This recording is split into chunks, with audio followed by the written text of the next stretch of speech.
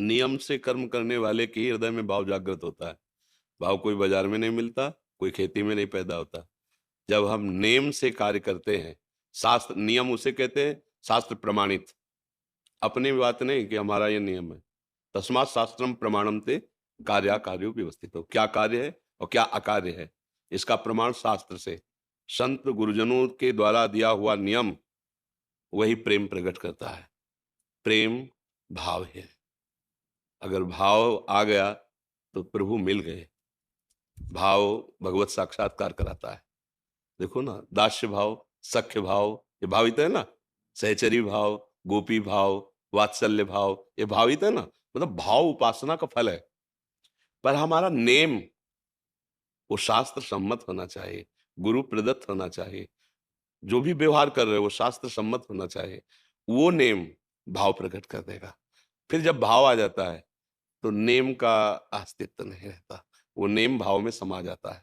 पर बिना नेम के भाव प्रकट भी नहीं होता, नहीं। तो जो भी नियम लो, शास्त्र सम्मत, गुरुजनों से प्रेरित, और किसी भी स्थिति में उसे तोड़ा ना जाए, फिर वो भाव प्रकट कर दे।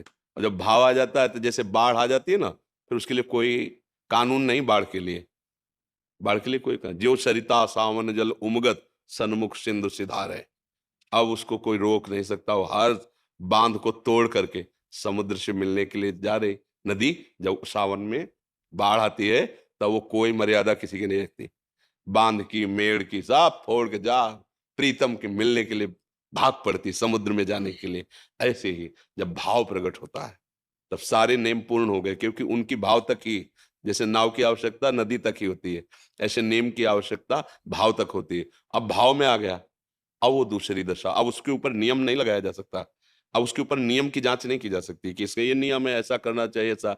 जैसे कर्माबाई को भाव की प्राप्ति हो गई।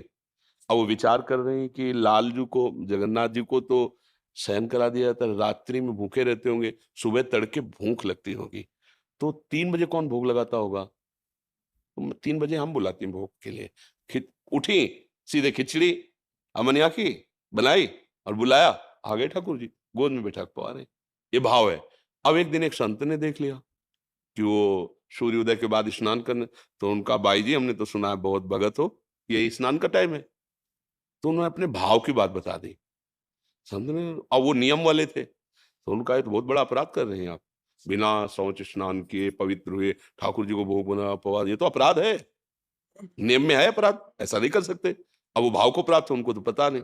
अब दूसरे दिन स्नान आदि प्रक्रिया जो नियम है, अब वो इधर ठाकुर जी को बुलाया, एक कवल ऐसे पाप है तले वहां पर्दा जगन्नाथ जी का जो खुला, तो वहां पहुंच गए।